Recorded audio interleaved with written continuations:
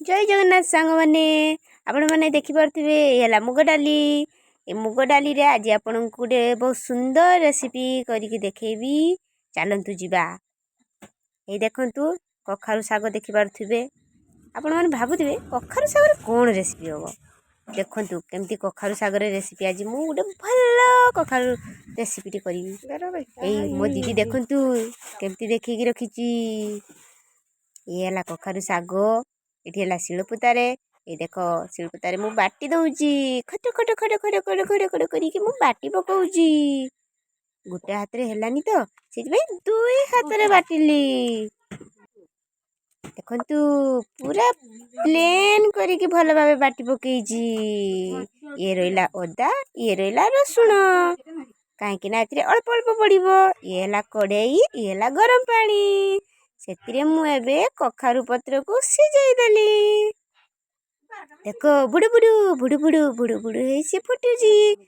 टिके मु लुण पकईदेली तापरे टिके मिसई देली एबे कखारु पत्र को आमे सिझा छाड़ी देचे सिझुची कढ़ाई रही बड़ बड़ बड़ बड़ बड़ बड़ सिझी गौची ताकू एबे आमे बाहर करी आनिले बेला को बेला रे ताकू रखी देले तापरे आमे कौन करिबा ए देखंतु मु बेला रे केमिति भलो भाबे सजेकी रखी देची जेमिति पत्ररु पानी झरी आसीबो। एठी रहला टमाटो प्याज कटा अदा रसुण पेस्ट अब तो एते कम कम काहे ना हम टिके कम मसला रखिया जाए। एठी रहला मुग बटा केते प्लेन देखि पड़थि ना सेतिरे टिके हळदी मिसई देबा देखंतु मु हळदी मिसई देली तापरे टिके लूण भी मिसई देली तापरे आमे ताकू गुळै नबा गुळै नेले भल भाबरे ए देखंतु केते प्लेन हिची देखंतु देखंतु कौन होची देखंतु भल भाबे देखंतु ये हैला कखारु पत्र ये हैला मुगर बटा ताकू आमे एबे मखई देले भल भाबे कारण पत्रटा टिके गुरा हबो तो सेति पई आमे मुग बटा को मखई दोचे मखई देले ताकू भल भाबरे मखई देकी गुड़ै देले ए देखंतु एबे मु ताकू भल भाबरे ऊपरे मुग बटा को भल भाबे मखई देली जेमिति मुगर फ्लेवर आ पत्रर फ्लेवर दुईटा सांगरे मिसिकी भल भाबरे लागिबो। चलतु तापरे कौन करिबा एबे तो मोर मुग भल भाबे मखा सरिला दुई पटे तापरे आमे याकू कड़ाई को नबा मखा सरी गला पत्र भी बहुत कहला एबे मत कड़ाई कि नियो एई कढ़ाई रे तेल हैला खळ खळ खळ पत्र को एबे आमे तेल रे छाड़ी देले पत्र कहूची मोते तेल रे छांकी दौच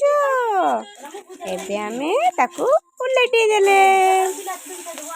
उलटै देई ताकू भल भाबरे पाखरे टिके लागिगला सेति टिके पूरी दबा ए देखंतु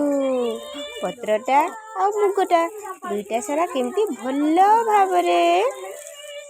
चापी चापी ता भितरे थिबा कंचा जिनसटा को बाहर करूचे देखंतु हे देखंतु तापरे कौन करिबा याकू बाहर करी आनिबा हे देखंतु मु बाहर करी आनिली एबे कड़ाई रे बाकी रही तेल अल्प प्याज कटा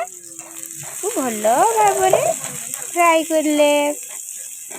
एबे आमे फ्राई करूचे तापरे अदा को आउ रसुण पेस्ट को मध्य फ्राई करले अल्प पानी दे हळदी लूण आ लंका पाउडर सब देले तापरे टमाटो भी देले किछि समय छाड़ी देले सिझिबा पई टमाटो सिझी आसिला एबे आमे आलू काटा दे देले आलू को भी सिझिबा पई छाड़ीबा ना आलू भी टिके किछि समय सिझिबो ଆଳୁଟା ସିଝିଗଲା ପରେ ଯାଇ ଆମେ ସେଥିରେ ପାଣି ମିଶାଇବା। ଏବେ ଆଳୁ ସିଝିଗଲା, ପାଣି ଆମେ ଢାଳିଦେଲେ। ଯେତିକି ଝୋଳ ରଖିବା ଅନୁସାରେ ସେତିକି ହିଁ ପାଣି ଢାଳିଲେ। ଏବେ ଝୋଳ ଆମର ଫୁଟି ଚାଲିଛି। ଝୋଳ ଆମର ଫୁଟି ସାରିଲା ପରେ ଏବେ ଆମେ ମୁଗ ଆଉ କଖାରୁ ପତ୍ରର ବଡ଼ାକୁ ଆମେ ସେଥିରେ ଦେଇଦେଲେ। ଦେଖନ୍ତୁ କେମିତି ଲାଗୁଛି, ସୁନ୍ଦର ଦେଖାଯାଉଛି ନା? ଆପଣମାନେ ବି ଥରେ କରିକି ଦେଖିବେ କେମିତି ଲାଗୁଛି ଆର ଟେଷ୍ଟ। ଆମକୁ ତ ବହୁତ ସୁନ୍ଦର ଲାଗିଲା। ଆପଣମାନଙ୍କୁ ମୋ ତରକାରୀ କେମିତି ଲାଗିଲା କମେଣ୍ଟ, ସେୟାର ଆଉ ସବସ୍କ୍ରାଇବ୍ କରି ଜଣାଇବେ। ଟାଟା, ଜୟ ଜଗନ୍ନାଥ।